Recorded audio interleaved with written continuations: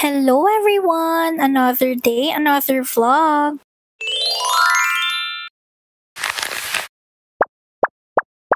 Dito nga tayo ngayon sa may Infanta, Quezon. Bali, meron kasi kaming outing with friends. Tapos yung isang couple friend namin, meron din silang 2 anak. Ito nga pala yung stayan namin dito, di ba? Ang ganda. Nature na nature talaga yung trip namin ngayon, mga Mars. Madami nga available na dipping pool dito sa paligid, mga Mars. Ayan, kagaya na lang yan. Bali, ito nga yung house na yung stayan namin. Up and down nga pala siya. Bali, pagpasok mo nga ng front door, meron ditong bed. Yung bed na nga na to ay meron ding pull out sa ilalim. Dito nga sa loob ay meron na ring mini kitchen. Meron na nga din ditong electric fan. Tapos meron na ding refrigerator. Hindi nga lang naka-aircon ito, mga Mars. Meron na nga ding CR dito sa loob at may heater sila, mga mare. Maayos din naman yung itsura. Ito naman yung view paglabas mo ng room or ng house. O, diba? Ang ganda. Gandito ka, feel na feel mo talaga yung nature, mga mare. Ang mga rin namin si nanay dito, lola yan ni Aqua. Mga si Daddy Alvin, nag-iihaw-ihaw na. O siya, panoorin nyo na lang muna yung kumpare namin, nagko-concert. Are you listening? Open your eyes once again. Look at me crying. Only you can hear me. Eh, ka muna,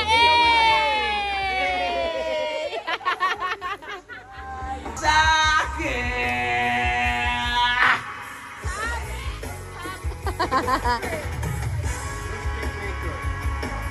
Sobrang saya nga nung outing na to, mga Mars. Sayang nga lang at hindi na nasundan. Namatay na kasi yung isa naming friend na kasama namin dito, si Sam. Shoutout sa'yo, paring Sam. We miss you. Eto nga siya, mga Mars. Bata pa nga to siya, pero ang aga niyang kinuha ni Lord. Sabi nga namin ni Daddy Alvin, ganun talaga ata pag sobrang bait, maaga kinukuha ni Lord. Tapos na nga mag-ihaw at mag-setup ng kakainin namin, mga mare. Tingnan nyo naman, sobrang sarap. Ayan nga pala yung kakainin namin. Magbo-boodle fight nga kami. Sarap nga kumain kapag ganito yung paligid mo. Tingnan mo naman, puro puno. Tapos yan, yung sa kabilang side naman, nandyan yung dipping pool namin. At eto nga, syempre, bago kumain ay hindi namin makakalimutang magdasal. Salamat nga din kay Lord dahil binigyan niya kami ng pagkakataon na magkasama-sama ngayon. Buti nga natuloy itong outing na to bago pa man din niya kunin sa amin si paring Sam. Gustong gusto ko pa man din talaga to silang kasama. Meron nga din kasing anak tong mag-asawa dito. Kaya naman okay nga lang din kahit kasama namin si Ako sa mga lakad pag sila yung kasama. After nga namin kumain ay bigla naman nagkayayaang mag-TikTok itong mga to.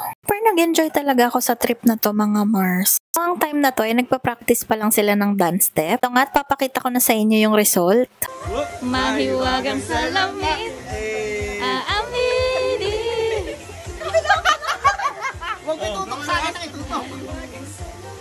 Sana masagot na sa akin ay hindi ka na mawala. Mga panalangin sana naman ay matupad. Ako walang kasalanan at marunong malugat. At para sa'yo baby, alam mo na handa ako sumulat. Tawang-tawa nga kami nito, mga mare. Hindi namin alam na may mga hidden talent pala tong mga tropa pits namin. Lalo na si Daddy Alvin. Chars! Ayan, at pagkatapos nga nilang magsayaw ay nag-dip na rin sila dito sa pool. Kaso hindi rin sila nagtagal dahil nga sobrang lamig ng tubig dito, mga mare. Yung tubig nga kasi dito sa pool ay galing sa bukal. Kaya naman sobrang lamig talaga. Wala pa ata silang 3 minutes na nagstay dun sa dipping pool, mga mare. After nga nun ay nandito naman kami tumambay sa may bonfire. Nag-picture-picture lang kami dito, nag-video-video, tapos nag-ihaw-ihaw kami ng marshmallows. And after naman nga yan, mga mare, ay eto, tumambay na kami dito sa gilid para naman mag-inuman. Syempre, nagsa-sound trip nga lang kami niyan at food trip, tapos konting inuman. Tapos ayun, syempre, isa-isa na nga rin nagsiwalaan at nagsitulugan na dahil bukas maaga pa nga kami.